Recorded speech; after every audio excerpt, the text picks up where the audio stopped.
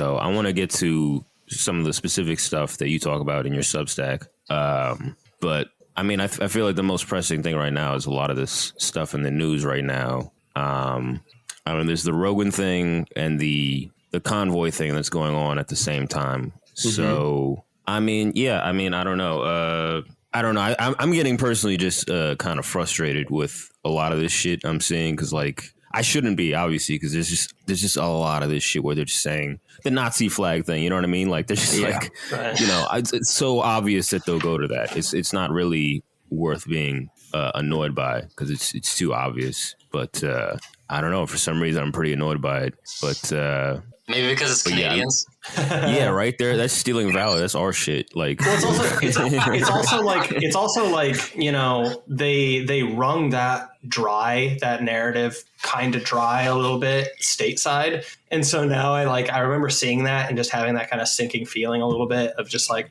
oh, are we just literally going to get like a repeat of the last 6 years, but they're just going to like send it to Canada where it's going to have like a little more novelty and maybe more traction because like it still gets a lot of mileage here. Certainly, I can't deny that, but like, you know, people are certain you have to admit people are certainly a bit jaded towards it. And so it would be kind of maddening if it was just the same thing over again in China. China. In China. Man, I think about Chinese Nazis now. Give it some time, brother. You never know. But they are. I mean, they're just it's just like Avengers 17. It's just they're just juicing this intellectual property a little bit more.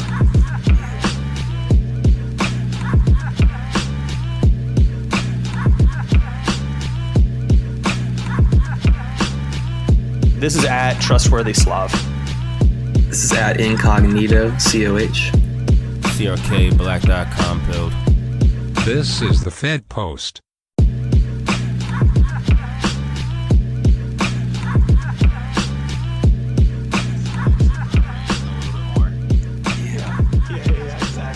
Exactly. Nazis, if you think about it, are really the original Thanos. Iconic. Yeah, they're at Trump rallies, they're at Antifa like counter protests, and they're also at convoys. They got everything perfectly balanced. That's like their four fingers there. They're well integrated into everything. Actually, believe it or not, Nazis actually tend to crop up just everywhere where something is going on that I don't like. Yeah. Pretty much. You know, my ex-girlfriend's house. Everyone that hangs out over there is a Nazi. My old job, all of them actually walk around with swastikas. The guy that cut me off earlier, the guy that cut me off on the highway earlier, Nazi, believe it or not.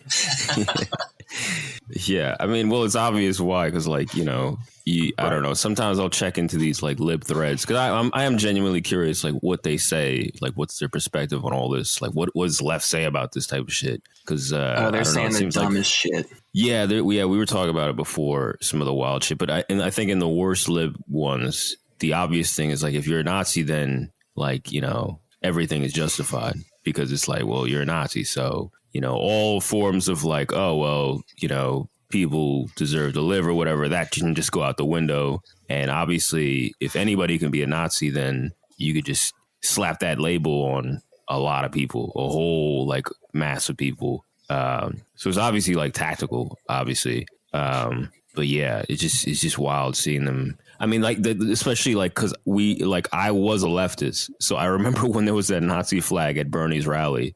Like I remember that shit. So it's just funny. Like everybody at the time was like, "Oh yeah, this is bullshit," and it was just kind of like, "Oh, it's just media bullshit." And these same leftists are like, oh, "Look at this Nazi flag somewhere off in the distance."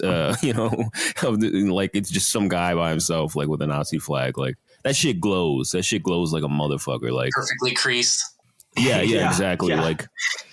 I don't believe that shit. I mean, maybe it is true. I don't really give a fuck either way. I mean, that's what that's what I think Gian from Twink Rev, they were saying on the timeline today. They were saying like, if I wanted to discredit anything that was going against Capitol, I would just have somebody there with a Nazi flag every single time. And it's just like, yeah, that's the simplest, easiest way to go to. It's like a $5 op. Yeah. You just go down to like the local screen printing store, toss on a JPG of a Nazi flag and then just go from there. Yeah, I mean, that's the thing. I mean, it's really easy, and it's like, I don't know. It's supposed to basically color like this whole fucking thing, which I don't know what you guys were expecting of this whole thing, but it seems like a lot bigger than I thought it was gonna be. But I mean, Bennett, do you feel like do you view it as like what's your take on the whole thing? Do you view it like going better than you imagined, or do you think this is like what do you make of the long term effect of this? Well, I mean, I've always been fascinated by the vulnerability of the arteries of the economy, and how much power there is there. There was a friend of mine who was a DoD guy, and he went to this symposium where they were trying to red team terrorist attacks, meaning they were dreaming up terrorist attacks and what you would do about it. And like, apparently Tom Clancy was there. Apparently there was like fiction writers to like kind of creative juices, which I didn't know was a thing that they did. But that reminds me of that TV show that used to come on like CBS or some shit called Castle. They had like a writer that was with a detective crew, and he would help them solve crimes because he just like wrote some crime novels before. He was like, "Oh yeah, I got ideas." Right. We got a Hannibal, in-house Hannibal. apparently that is a thing that they do with these military fiction writers. And the scariest one that they came up with was basically like two guys on a bike with a submachine gun and just opening fire into traffic and stopping the road in rush hour on the highway.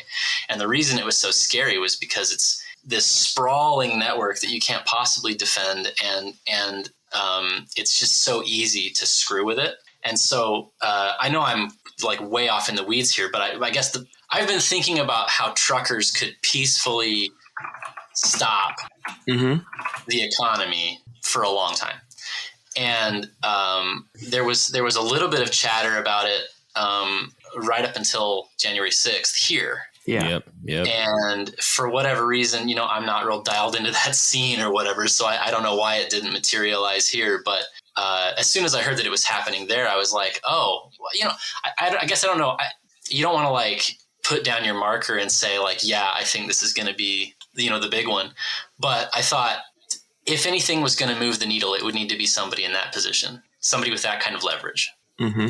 And now seems like the perfect time because we've been seeing over the past year and a half the stress on supply chains and how fragile they are, from the Suez Canal thing to the labor shortages to, vaccine mandates causing people to either quit or lose their jobs, adding to the labor shortages, and then also just, a bunch of other factors. And so I think right now it's a perfect time to take that leverage and put it on an already burgeoning system, in its weakest points, which are in the infrastructure chains, because like we live in such an economy that's just so like demand economy. Just immediately we need this thing right now, but we don't get it there until right when you need it. So we're not going to have stuff laying around. So we rely on truckers bringing in products, bringing in produce, bringing in whatever it is into urban cities because, they don't produce anything in most of those. So obviously truckers and people that are bringing in actual, necessities into these centers where so many people live, that's a huge place to target any type of civil movement, any type of workers movement, any type of, disruption of the status quo. I'm frankly amazed that there's as much slack in the system as there has been. Like, I mean, given how much disruption there's been just from like policy incompetence, let alone, like it's been amazing that like everybody still has had food, and it's been like expensive. And like you haven't been able to buy furniture, but like, apparently we had a long way to fall before we actually ran into trouble. And I think it's kind of a scare. It's kind of a near miss, I guess, but it makes you think about what could happen next. Yeah, I guess we're like a supply heavy economy. So there's a lot of, I guess that's what provided some of the slack, and maybe, the downturn of people losing jobs and everything that might have to do with like, people slowing on demand. So maybe it worked out, but I mean, even still, I mean, it's obviously bad here, but yeah, I do remember as far as the truck thing and squeezing commerce, I do remember Braddock, Benjamin Braddock, who'd been on the show, like he had talked about the trucks strategy. I think it was, yeah, like you said, I think it was around Jan 6. He had brought that up, and I always thought that was a good idea because I mean, like that's also like an old like left wing tactic too of like like Latin America, whatever, just choking commerce. You know what I mean? Like that's really, I mean, what in terms of leverage, like what leverage do you really have? I mean, this is something that has clear leverage that can't really be denied. I mean, I don't know how far it'll go. I don't know what the long-term impact will be, but it's making a statement for sure. I have to kind of assume that since like because like you guys were talking about a second ago, I've like heard murmurs about a trucker, thing for like a while now. And then it kind of finally happened here. There was a little bit going on with that in Australia too, like last year, wasn't there? And I mean, it was just being tuned out. I think the first response that I heard toward it was just being like, like, look at these, completely delusional white trash truckers. Like, all right, that'll be the day. And judging by the fact that people are now like rolling out the Nazi flags and talking about, obviously made up stories about them being mean to soup kitchen workers or something, like I take that to mean that it's working. Yeah, it's going pretty good. Yeah. Like I you know what I mean. The quest for media attention is kind of always a sucker's game because they can just not cover you. Right. But the piece of this that is actually and I think there's also a huge optics difference between like if you want to cause pain. If you want to put stress on the system and exert leverage, you can cause an awful lot of financial pain in a really optics neutral way by just stopping a truck on the freeway. I mean, in terms of like if you want to call that damage, all the people that can't get to work, all the supplies that come in late, the things that don't get made. That's damage just as much as if you blew up a transformer or something, but that would be a totally different optics situation. Yeah. You can do this without having to burn anything down. You don't have to loot any stores. You know what I mean? You can just turn a truck sideways on the highway. You could blockade a couple of roads, or you could just stop a couple of routes. Then they have to talk about the violence of your nonviolence and twist themselves into pretzels. And yeah. Oh, it's amazing. It's amazing.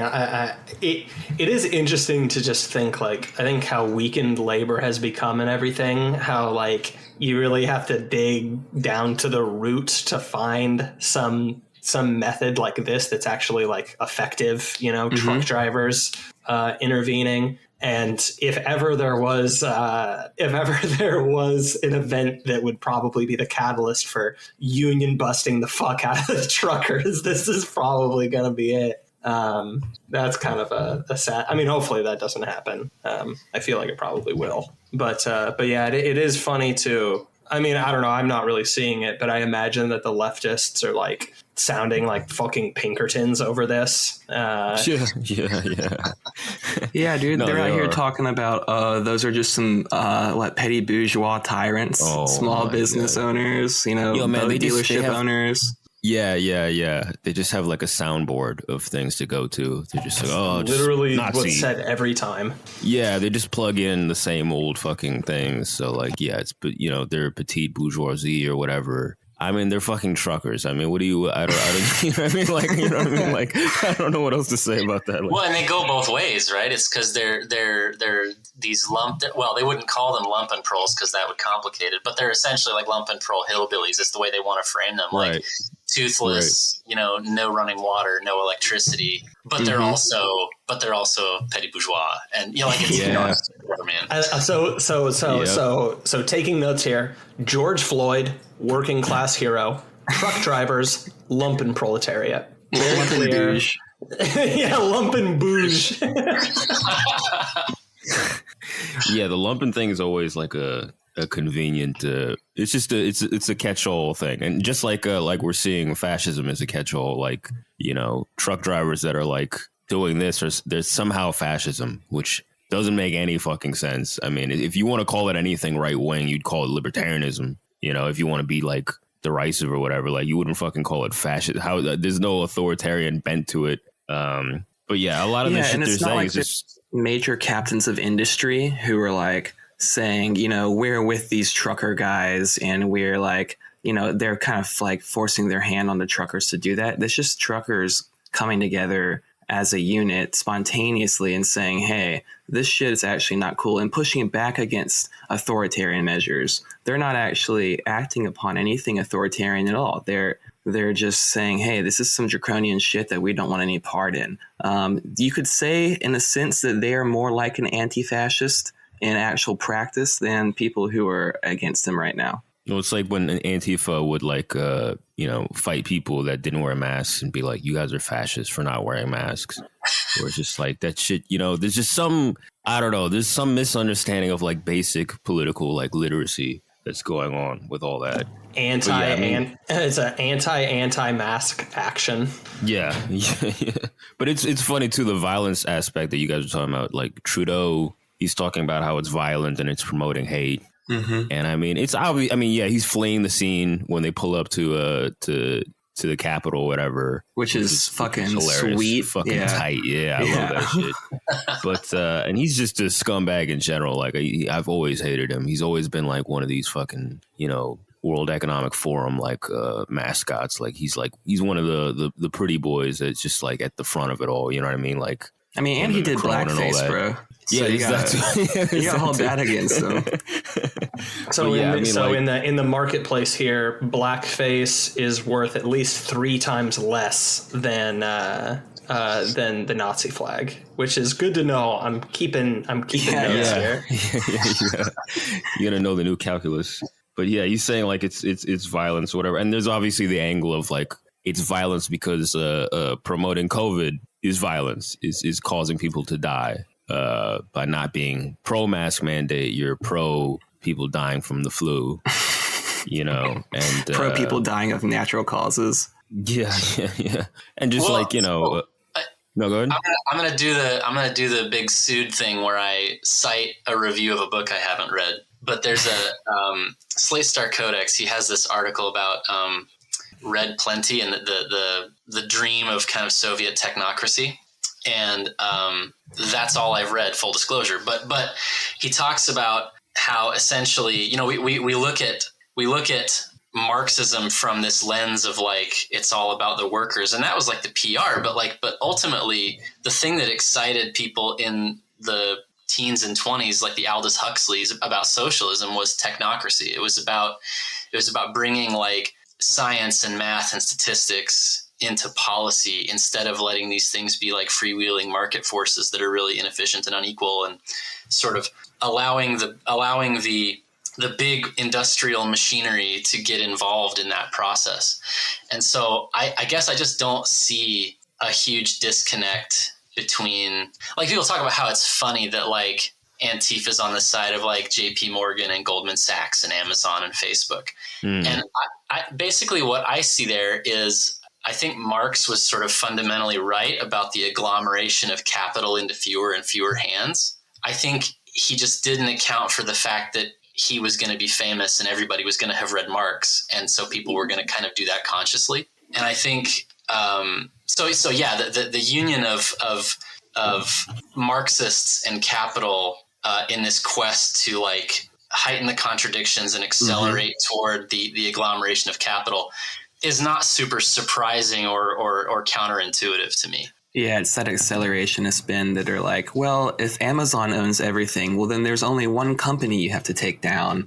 Or if Jeff Bezos owns everything, you just got to get rid of Jeff Bezos. And you're like, yeah, dude, but then it'll be infinitely harder. What the fuck are you talking about? And we'll all live horrible lives.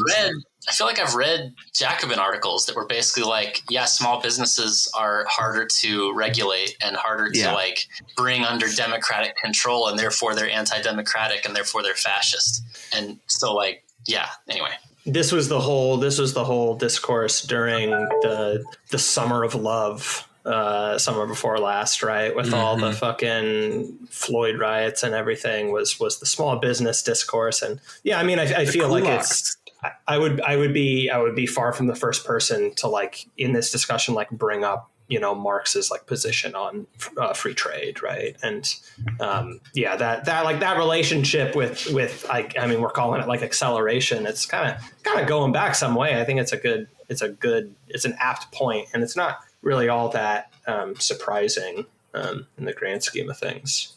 Yeah, I guess a lot of like Alexei when he was on, like, talking about a lot of the Marxist thought is supposed to, you have to develop capitalism. You have to, like, get it to a solid point before you can convert it, quote unquote. So I guess that all does make sense, that you kind of want it to. There's like some vague point where you want it to consolidate and prosper. But yeah, I mean, I don't know. I mean, this whole thing, I mean, it's just funny. I mean, I don't know if it can apply to the U.S. That's the first thing I've been thinking about, because I think there's some like talk of like a U.S. convoy happening. I mean, there's a big distinction in the fact that like Canada had harsher COVID restrictions than us. Mm-hmm. Yeah. So that's going to be a catalyst for people doing something more extreme. Most of the red state people are living in jurisdictions where it's over, more or less. Yes. Right. So it's hard to have like a pressing feeling of like we need to do something drastic if like it's not that bad around you. I mean, it's more like segmented. As part of my business, I mean, I talk to guys about their like vax mandate situation all the time. And the impression that I'm getting is of a soft rollback. I think the jobs figures in the fall were really dramatic. I mean, there were 2 record-breaking, like they measure how many people quit, and I think it was August and September, or September and October, were both record breakers for how many people resignation jobs. Yeah. And you could see that in the aggregate of just people I was talking to, just anecdotally. It was like, oh yeah, they said they pushed the date, or they started taking everybody's exemptions, or they said we need to talk to legal and we'll keep you in the loop and we'll let you know, and they never got back to us. And I think that was how they sort of stepped back from the cliff, as everybody just decided not to take it all that seriously. Sorry, you got cut out? Oh, where'd you lose me? Oh, you were saying that people were not taking it serious? Oh, that was the last thing I said. Oh, okay. You got a powerful cadence going on, so if there's more sorry. to come.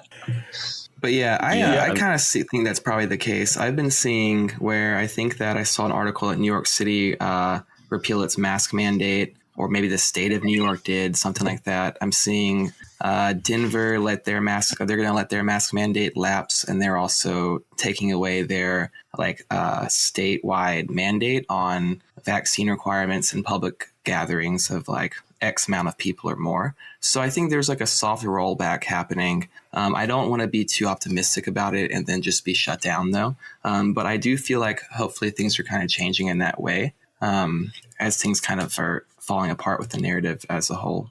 Yeah, and the problem with that is it leaves that card in their hand anytime they want to play it, as opposed to if they say, no, this is how we're going to do it, and then people say go to hell, then you have to actually fight it out and make a decision, and it's conclusive. But this soft rollback thing is like, well, as soon as they think it's politically tenable to do it again, and not even just that, but all elements of this, including like the surveillance and the tracing and the interference in people's like healthcare decisions professionally, like every piece of that they can still politically get away with, they're going to hold on to. Yeah, absolutely. I think that it reminds me a lot of the rent stuff. How people were talking about, there's this, the levee is going to break at some point here, and then that will result in, mass mobilization. And I mean, what basically happened was just that the pressure was let out slowly, spread out across different areas. And the hemorrhaging definitely happened, but the hemorrhaging is staggered, and it basically just disperses all that pressure that could be used. And so, I do think that, the tale of two countries type deal where like Red America has been pretty much done. I think about like talking with like the good old boys, right? And Marek is, just always like it blows his mind that we still wear masks anywhere.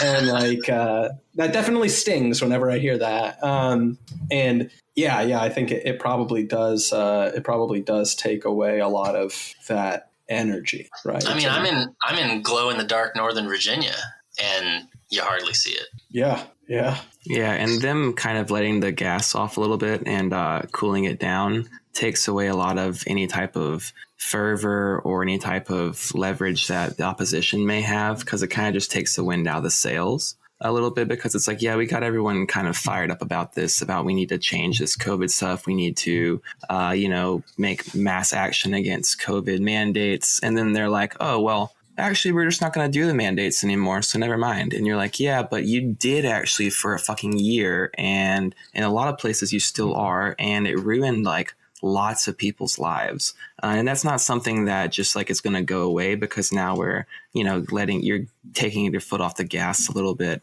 But the issue is that it does kind of have that appearance, and people just kind of will stop caring about it so much. Or if they were starting to get a little bit worked up on it, but they weren't fully opposition towards like lockdowns and stuff yet, now is the time they'll see that it's more justified because, oh, look, it's not going to be here forever. They're taking it away.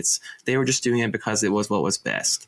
So it is frustrating to see that it's going to be just kind of swept under the rug, I feel like, overall. And the blue pill framing of that, right, is that's the system working. That's the democratic process. People get mad and you walk it back and you step down and it's okay. And I think, but you're totally right that like, because they've still got that card in their back pocket to play, there's clearly a lot of this is they need to dial this back in a hurry so that everybody's forgotten about it before the midterms. And yes. I mean, that's what I see is like it needs to be a distant memory by the midterms. Oh my gosh. Yeah.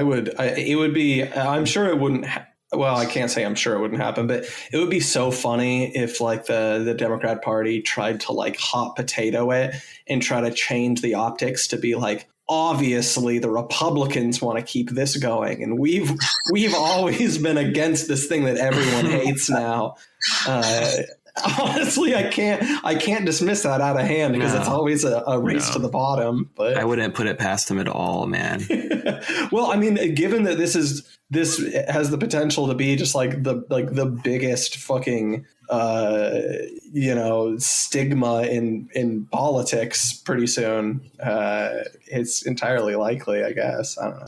Yeah, I mean, the midterms are a factor in that. And, I mean, even in like places in America where there's like no masks and no vax mandates and all that, I mean, there's still irrevocable damage that's permanent. There's still lost jobs, businesses, livelihoods, all these supply chain issues. There's so many externalities from all this that affect everybody. The wealth transfer, the consolidation, everything is like, even if there's no masks where you're at, or they, one summer they say, like last summer when the vax comes out, they say you don't need it anymore. And then it comes back, there's still permanent effects that kind of bleed out into everything. But it definitely seems contingent on the midterms. It definitely seems like, I mean, this shit is just unpopular. I mean, they always frame it as being against this stuff as fringe. Trudeau's saying that a lot about this whole convoy, even though there's like fucking thousands and thousands of people. And they're always saying, oh, there's like, 90% of the truckers are vaxxed, or, in America, that's always a thing. They always say, oh, we got so many people vaccinated. And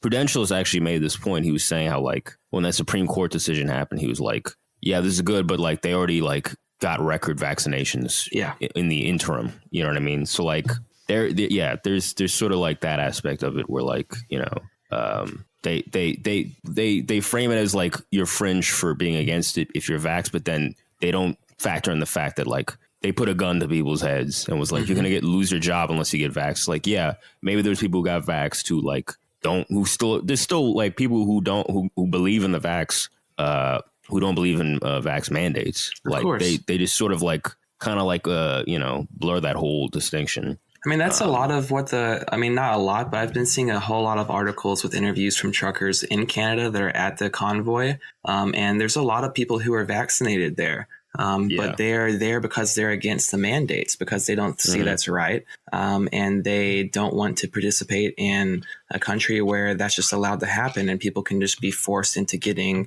treatment that they don't want to have to get. And they're not allowed to make their own autonomous decisions with their body.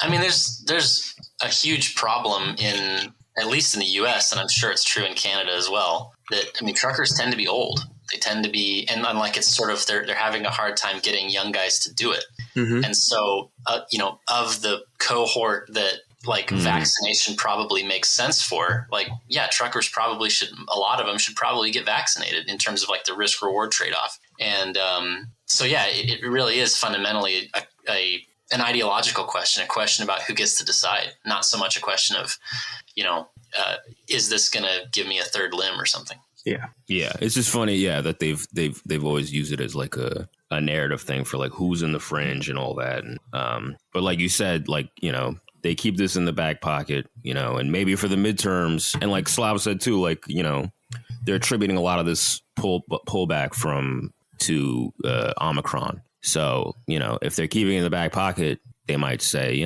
we pulled it back for Omicron and, we handled the virus. So vote for us. And then once midterms pass, they'll say, oh, there's a new variant. This one's actually serious. This is like, the doomsday variant or whatever. And then go back to what we were doing before. So that's always, if they're tying things to variants specifically, then that means it's always in the back pocket because, at any point they could change what the meaning of COVID is or the threat level or whatever. Or, I mean, it doesn't even have to be COVID. They got fucking Bill Gates on the news talking about we got to be ready for the next pandemic, the next thing that comes. I mean, he's cooking it up. Right. It's coming. It doesn't matter if it's a variant or what, dude, but it's coming.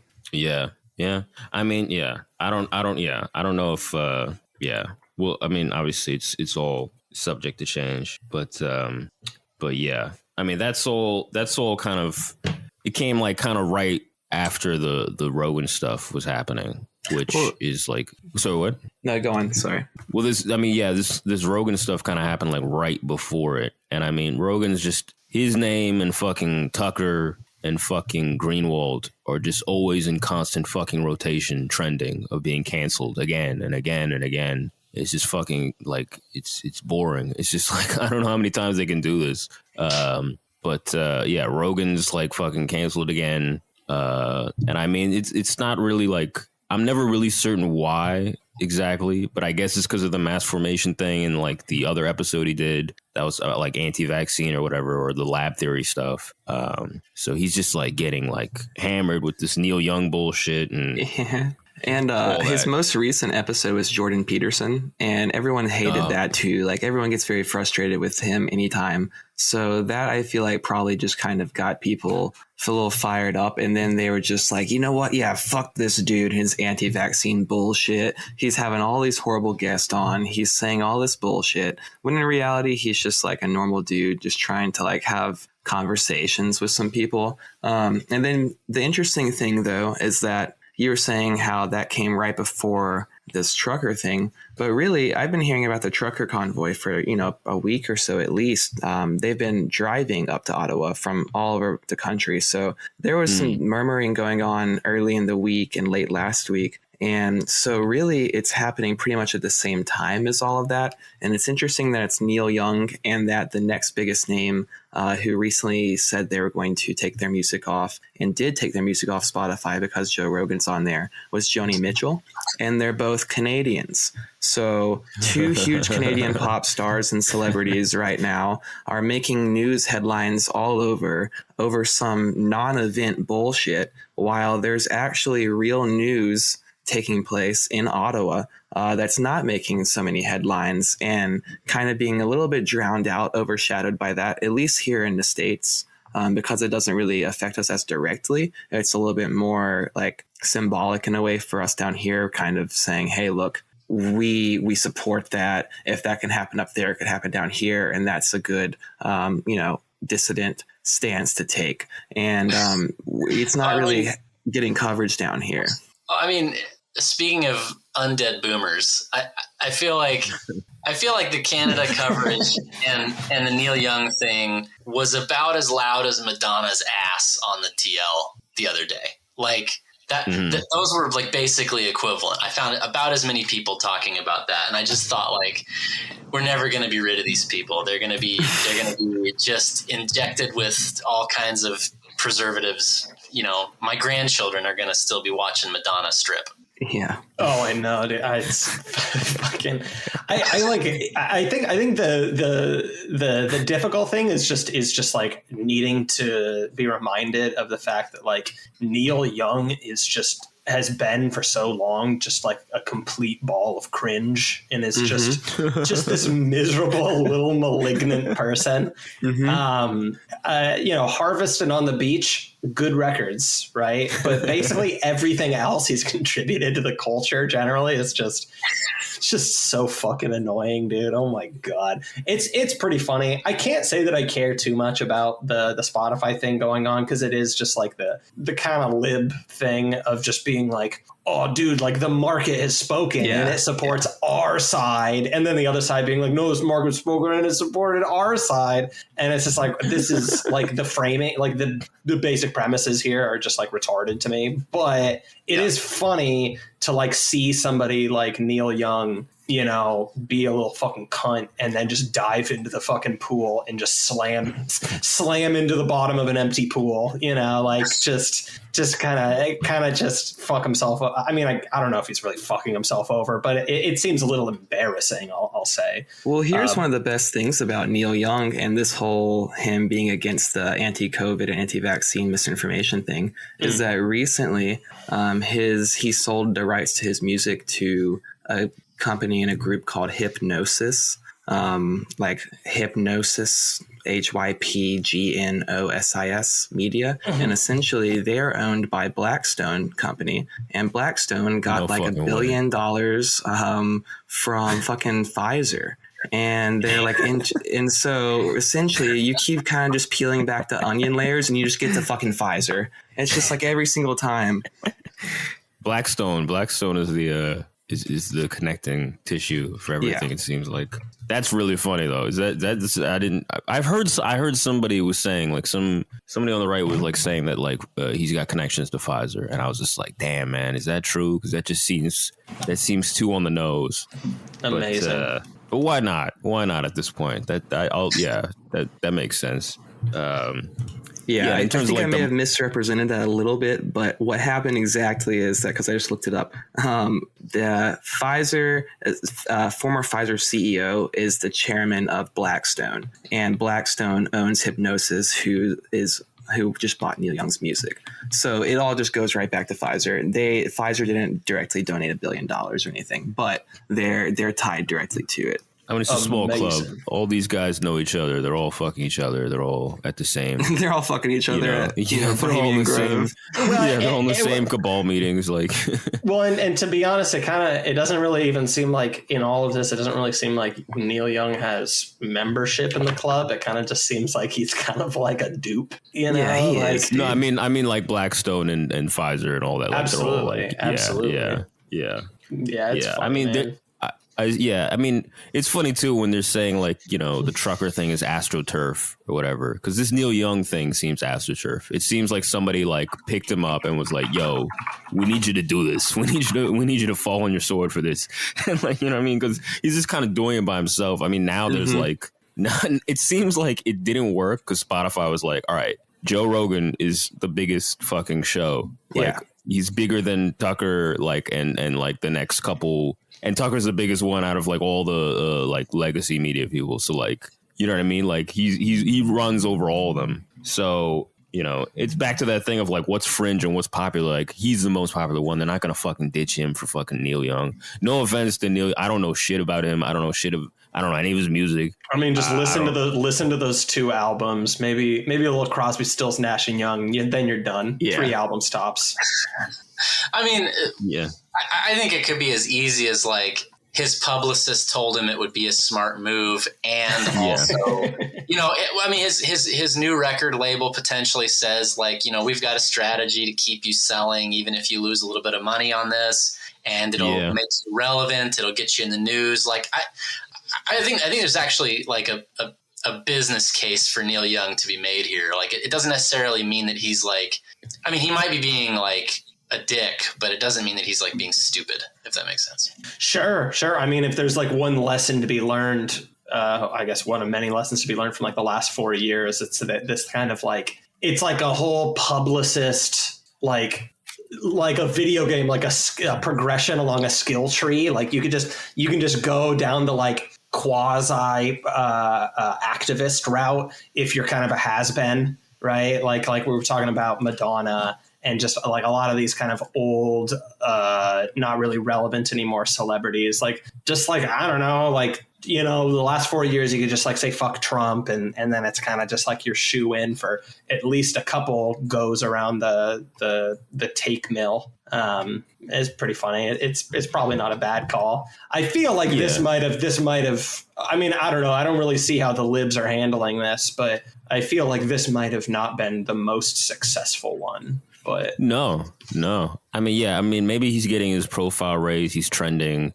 It's just funny because I was watching like the news for like a second and like they're just like playing his music like, hey, don't you just love that music? Don't you remember this album? It feels so very like, you know what I mean? And then the next breath they're saying this Convoy shoot is AstroTurf. I'm like, yo, Neil Young is AstroTurf. Like, you know what I mean? Like, fucking Fed Post quotes, Neil Young is AstroTurf. Yeah, that whole album is fucking AstroTurf. I want that to be one of our next t-shirts. Well, I mean, the whole culture is built around the concept of being the rebel and overturning the status quo, and they've just been in charge of the status quo forever, and there's nowhere to go. There's nowhere to go. Yep. It's funny too because it does seem like it failed because I mean they said the market went down, but I mean they said Spotify went down, but the whole market went down. Yeah, so that was kind of easily just like swept aside. And now I saw they were saying like we're gonna get Bruce Springsteen and this Jovi, I don't know what the fuck that guy is, and then they're gonna get Meghan Markle and Prince Harry's podcast to pull out. It's just so funny, like the people they reach for. They're gonna reach for Ghislaine next or like Weinstein. Ghislaine isn't gonna be grooming kids on Spotify anymore. Can you just like really fast try to imagine the kind of fucking malignant human being that would listen to fucking Meghan Markle's podcast? Yeah, that's sick of shit. Choose to do that. Holy fuck, dude. Sick. Yeah, I didn't even know they had a podcast. I mean, like that's some twisted shit, man. That's like your. Oh, go ahead. Sorry. The common denominator there is like nobody in that group is on the grind. You know what I mean? Like nobody there's like trying to hustle, trying to get their name out, trying to like. Yeah, they're not hungry. You know what I mean? It's old people who are tired and worn out, and or people who are like famous for something else, and you know, like it's not anybody who actually cares about like the bottom line here. It's somebody who's working it's like he's saying the NGO skill tree where they go become an activist to try to grip onto some relevance. Yeah, exactly. Like late game, it's really good to multi-class into that. Just like to get a little bit more relevance, just kind of really ring it out. But yeah, I mean, like it's like, it's like at a certain point, if you're kind of just like an established thing, then you're just kind of like dead weight that can get thrown around in the direction of people that are actually like operators, So you retire. It's like the music equivalent of like retiring and then getting a book deal as like a politician or something, right? You're just like, all right, I'm just gonna kind of milk this now, and like keep up. Yeah, it's true. Like Clinton, like Goldman Sachs speaking fees and Obama's books and all that. It's like, yo, you're already like just coasting off the residuals or whatever. Yeah. Next thing you know, they'll give Neil Young a master class. Yeah. I've done a little bit of Amazon third-party book sales. Like I'll go to an estate sale, and like this one guy had like all these first edition like James Bond novels from the 60s and like a bunch of sci-fi stuff.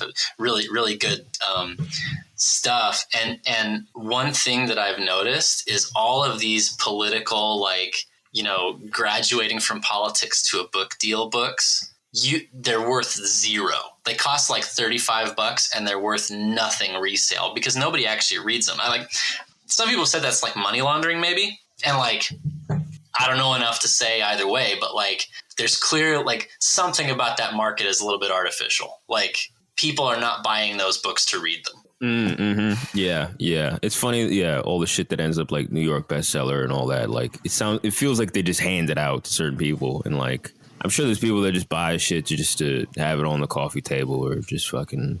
I feel like the like a late career book deal is sort of just like an open sign for people to like flip to show that they're like down to just do like speaking events and shit like that. Like no one buys these fucking things. They're basically just like it feels like it's like a business card. Exactly. And maybe there's like some really specific like, money laundering or something going on. But yeah, like I believe that. It probably makes sense, is. Honestly. Yeah. But yeah, fucking Henry Kissinger publishing If I Did It. His career. If I did it.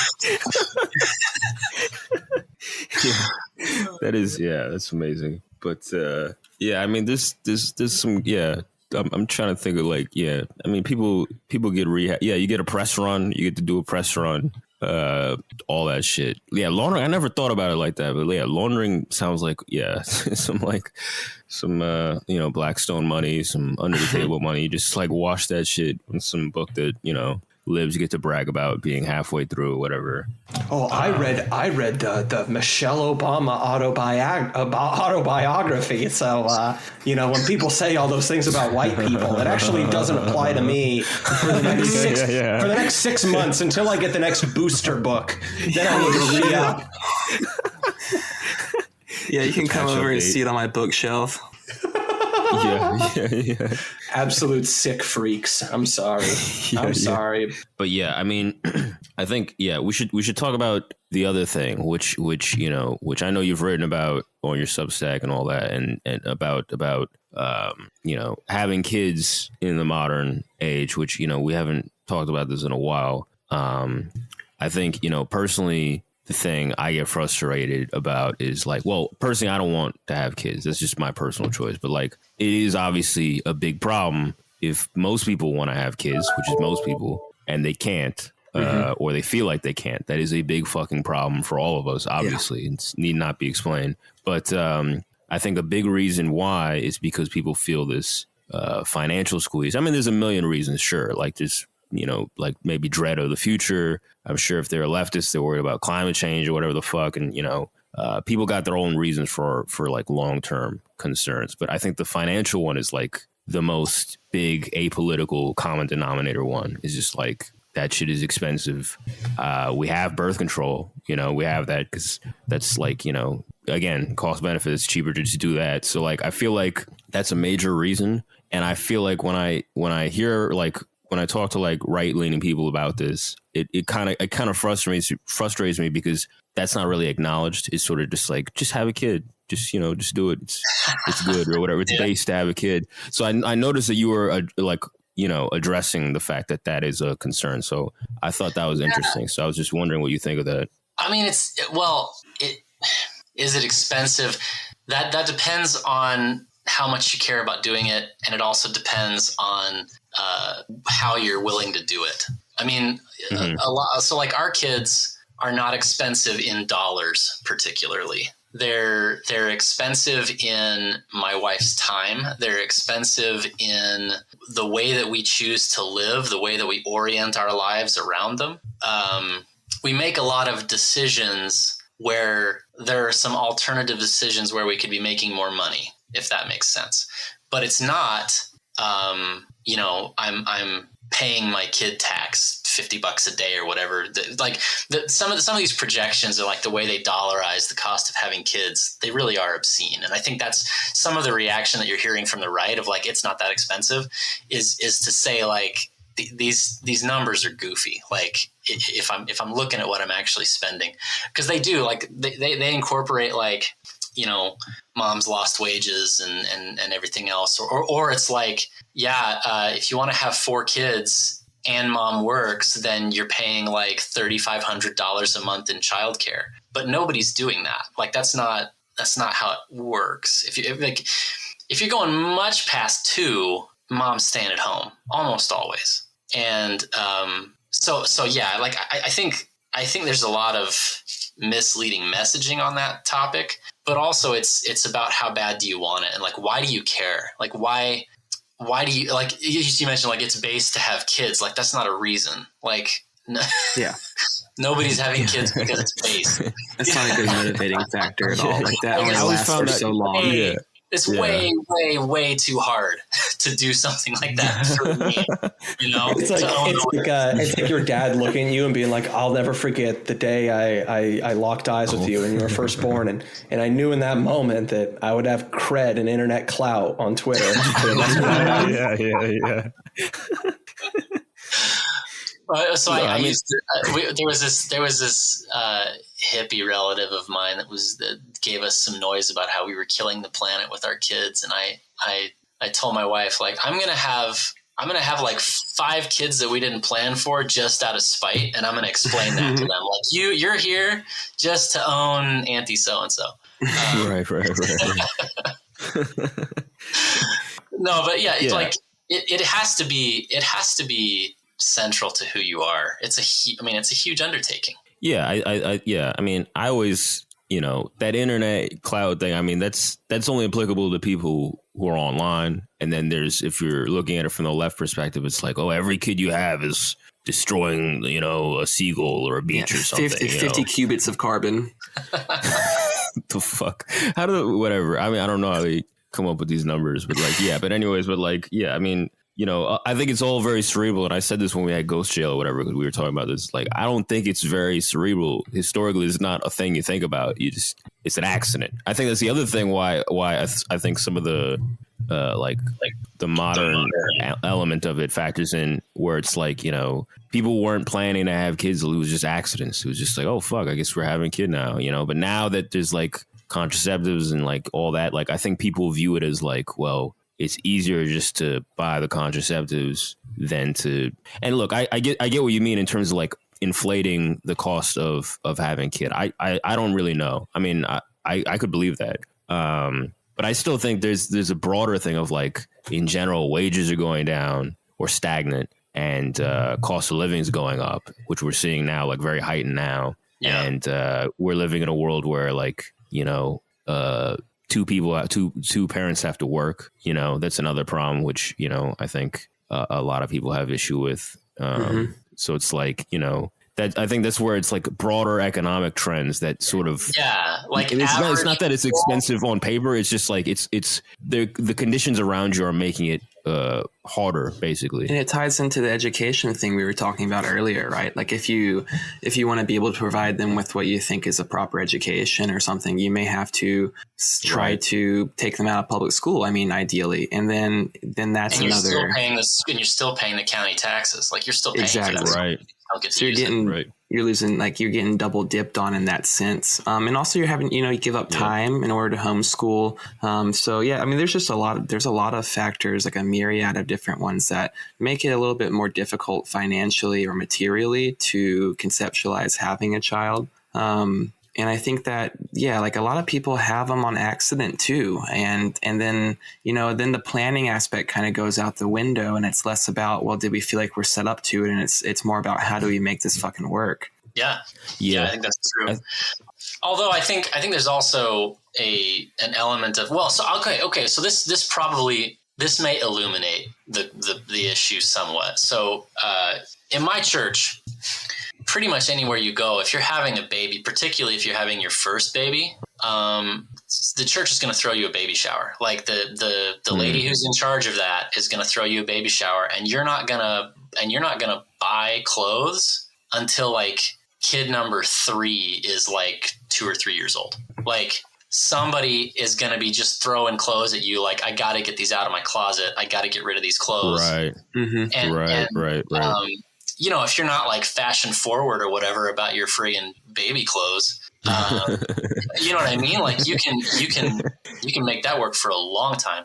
And in terms of having short-term childcare that you trust, having like a lady in the ward come watch your kids, in terms of, just the activities that make, well, like entertainment and getting kids together to do stuff. Like a lot of what parents do is they're like, I don't want my kid to just come home from school and play video games. So he's got to be in hockey, and hockey pads are like $700. I don't know. I've never done that, but like, you know what I mean? Like they've got to be in all these expensive programs to make up for the fact that there's no social weft anymore. Yeah. Right. And so to the extent that exists, like basically, people in my church are admittedly playing on easy mode a little bit. And the calculus is different for somebody who's really kind of in the atomized individual world. Yeah, that's kind of what I was about to say, is that I think that your point of bringing up the church highlights an important part of it, is that the importance of community in raising children. It's not necessarily an individualist endeavor. It's not something that you undertake on your own. And if you're forced to undertake it on your own, then it becomes a much harder thing. And the importance of community is so vital in raising children that that's another, factor that's causing, I think, some people to not really think that they could be able to do it, because a lot of people are more atomized now than they have been before. If they're not a member of a church or something, or some sort of like, who knows, like intramural group or any type of organization that binds them. Sorry, what was that? I was just going to say, like, you were sort of struggling to think of anything else. It's mostly churches. Oh, yeah, exactly. That's what I was going to say. If you're not a member of like a church or some sort of community of that variety, then you're going to be shut off from that kind of thing. And I saw something like on Facebook that was advertised, an Economist article, and they were talking about how 15% of men in America over the age of 35 don't have any close personal friends. So when you're living in a reality where there's so many people that are so atomized and so isolated that just even the prospects of being able to have a kid in the first place, how are they going to go out and do that? And then also, do they even have a support system to help them through that process? That's an issue as well. No, yeah, I had several years of like, all right, I've married this beautiful woman. We're having kids. We're able to have kids. We can afford it. This is awesome. Like I felt like I'd won. Like I punched my ticket. And then my daughter didn't have to get very old before I started going like, oh, geez, she's got to find somebody, and all my other kids have to find somebody, and they have to have friends. And their friends have to be not like poisonous little monsters raised by like the Disney Channel. Yeah. And the problem became like geometrically more complex. Yeah. I take your point because, like they say, it takes a village and all that. Aside from all the economic conditions that are changing, there's a social aspect, which, I mean, everybody is getting more alienated. I mean, before COVID, more people were living alone. And that's just the nature. I mean, we all know this. I mean, it's just the nature of like neoliberalism and capitalism is just, to isolate everyone. And at that point, whatever economic hardships could be coming up, they could be offset if you do have a community that's sort of like, kind of trading off the weight a little bit. Which makes a lot of sense. Even for us, it's getting harder. I mean, it's still possible, but it's getting harder. And there's a G.K. Chesterton poem about a little girl's red hair. He was furious that this little girl had been had her head shaved because of lice, and he was like, I'm not going to live in a world with lice, and because little girls should have their beautiful hair. And therefore, we're going to like burn it all down. I'm not quoting it. You have to read it, but it's a great poem. And I think a lot about, I want my daughter to have good friends and good boys to date. And I want my boys to have good girls to date and good friends. And I want my wife to have friends to fold laundry with and like, and be involved in life together. And whatever has to fall apart for that to materialize, like, I'm down, let's do it. Like that's the only extent to which I'm like an extremist is like, that's what I want. And I really don't care what else has to burn down. Mm-hmm. Yeah, Right. I think that's a good point.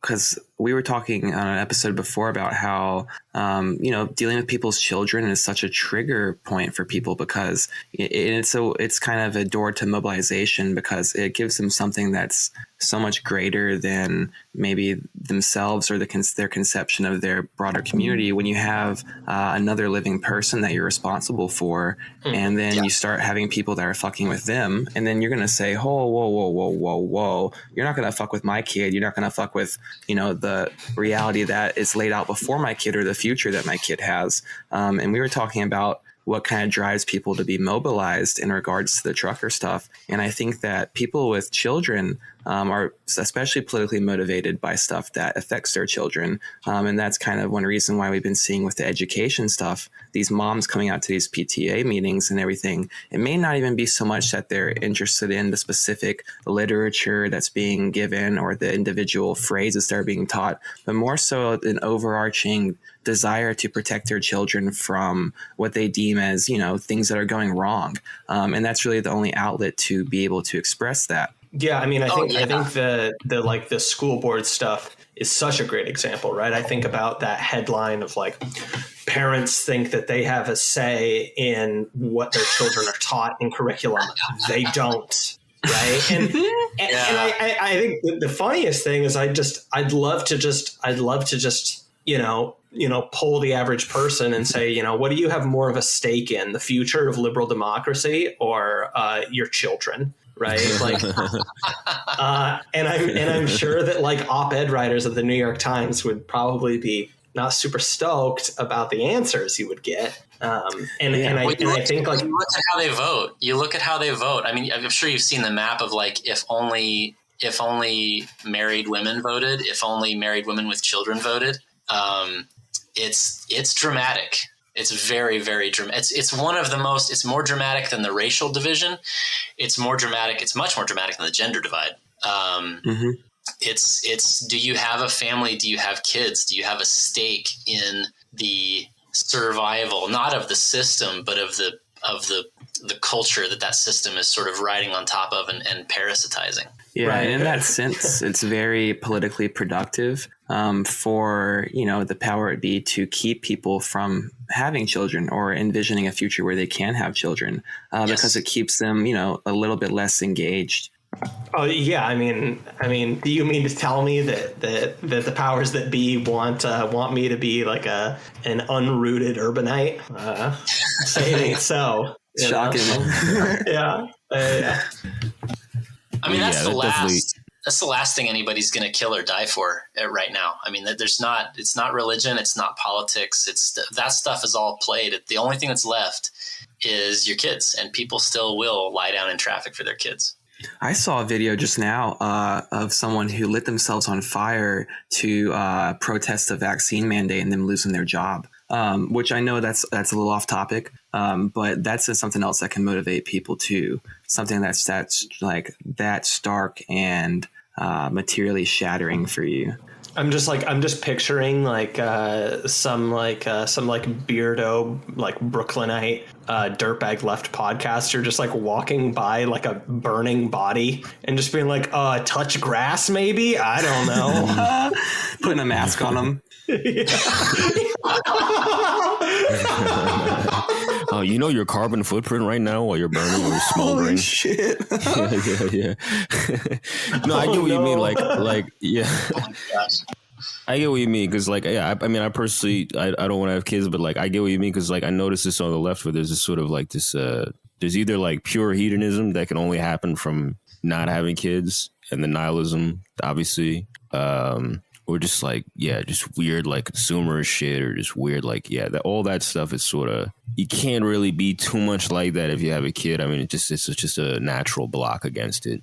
Have you guys read, have you guys heard of The Two Income Trap, Elizabeth Warren's book? No. So it's back when she was still saying interesting things. But basically it makes the case that the entry of women into the workforce has been a disaster for women in particular, because virtually all of the additional wealth that they bring into their households is spent on, well, since I'm not going to be home to take care of my kids, they need to be in a really safe neighborhood and a really good school system. So there's this race to the bottom, this fight over the positional good of who gets to live in the good school district. And so they get more expensive houses. They get a second car. They pay through the nose on childcare.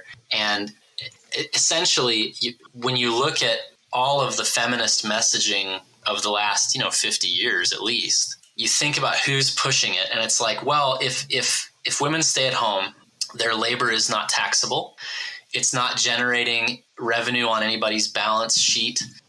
They're cooking meals at home. They are working for people that they care about in this reciprocal, illegible way that the state can't see and the corporations can't see. And any kind of bond like that can't be pulled apart into its constituent elements and marketized and monetized is an enemy to this system. And there's huge amounts of money in finding it. And like you look at Japan right now, and they've got every component of the dating experience has like a dollar value on it. You can go to a particular club and get that piece of the dating experience, whether it's like weird sex stuff or whether it's like you want to lay your head in a woman's lap. Like it's all pieced apart and commoditized. And that's what I think has happened with everything that used to be constituted homemaking. That's fucking based Warren. Let's go. I'm kind of surprised you said Elizabeth Warren. Yeah, you said Elizabeth Warren. Yeah, like former Democratic presidential candidate Elizabeth Warren. It's wow. So I did a little write up on it that I can send you guys, but it's pretty striking. I mean, so a lot of that is my elaboration on her central premise. Like she's still in this very viewing it from the feminist frame, which is like this is bad for women. But yes. Like I agree, but it's also like terrible for everybody. Like it's been a disaster, catastrophe. Right. It's obviously much more like holistic than just to say nothing of what it does to the labor market, where you've got twice as many butts in seats willing to do things for the same amount of money. Like, no kidding, corporations love that. No kidding, corporations want your little girl to grow up to be a girl boss. Like, why wouldn't they? They don't care about, like, the corporation isn't a person, doesn't have a soul. It can't care about like the future of the country. It cares about quarterly earnings, and so everything is oriented toward that. Yeah, you enter the economy as a resource at that point, rather than being someone who extracts value and resource. Right. Yeah, I never thought of it like that. Yeah, it's like an untapped labor, the natural, like the old childcare of the home. It's just like, oh, that's a lot of like hours that like just not in the economy that we could just that's part of the funny capitalist grift of it, right? Is being like, ladies, all these years that you've been working for your family, these little bald-headed freeloaders that are sapping your fucking value that some people call infants, they're exploiting you because this is unpaid labor basically, right? And it's like, it's like staying at home and like building your family is just like isn't completely commodified. So being taken away from that and then being able to like wage cuck for the man is super empowering. Exactly. It's like when you actually just lay it out, it's the most brain dead worldview. Like it's not even hard to completely lay out. And dude, I think I remember like Amber Frost from Chapo talking about this a few years ago, and I think in like Jacobin or something. And yeah, I mean, you're not hearing much of that anymore, of course. But yeah, it's pretty funny. I mean, it's not a very complicated case to make, but people fail to do it nonetheless. You look at like there's lots of reasons why wages have flatlined and while GDP has gone up, productivity have gone up, but it does roughly track the entry of women into the workforce. And there's a certain story you can tell that makes sense of like, yeah, the companies make a lot more money, but the return to labor went way down because all of a sudden there was this enormous entry into the labor market. And yeah, it's a very easy case to make, and it's not. It shouldn't be political, but it is. I think the thing is that there's the argument, of course, that there's women who don't want their financial livelihood tethered to somebody else, because not everybody's going to have a family and not everybody's going to get married. That's just reality. So it's like BAP in a recent podcast was talking about petty nationalisms like Catalan nationalism or Basque nationalism or Scottish nationalism, and how they're used by larger entities to break in pieces and consume smaller entities. So like Scottish nationalism being used to interfere with Brexit, for instance. And I think that you're seeing the same like liberation struggle being deployed as a weapon to, because these families are these intransigent, immovable political units that could be exploited much more effectively if they could be divided against each other. And so all of this messaging has gone into alienating women from their husbands and vice versa, poisoning kids against their parents. And it's all about how do we break all of these nodes of power apart and take that power for ourselves? How do we become the guy that acculturates your children? How do we be the person who validates your wife and pays her bills? Like, how do we assert ourselves into this power structure? Yep. And remove anything else that takes that attention. Like the state essentially wants you to have no idols before them, right? And including your children and your family. Right. Yeah, and again, it also like it reinforces the idea that like the market, which pays your wife or whatever for her labor is a more like a deserving and just mechanism than like the relationship between you and your wife, like you as the primary breadwinner, and then coming back and she's not being paid by market forces for her labor. It's something being mediated between the husband and the wife, and obviously it would be more just if market mechanisms were to get involved in the relationship, and that's like anti-human. That's psychotic. Yeah. That's it's a pretty good, honestly, it's a pretty good fucking example of just neoliberalism and just like the horror in that. Yeah, that's straight up demonic shit, dude. That's like capital as an actual demon. Yeah. So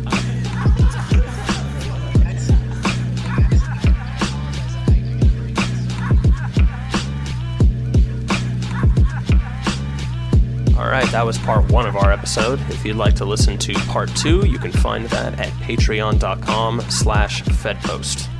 Thanks for listening.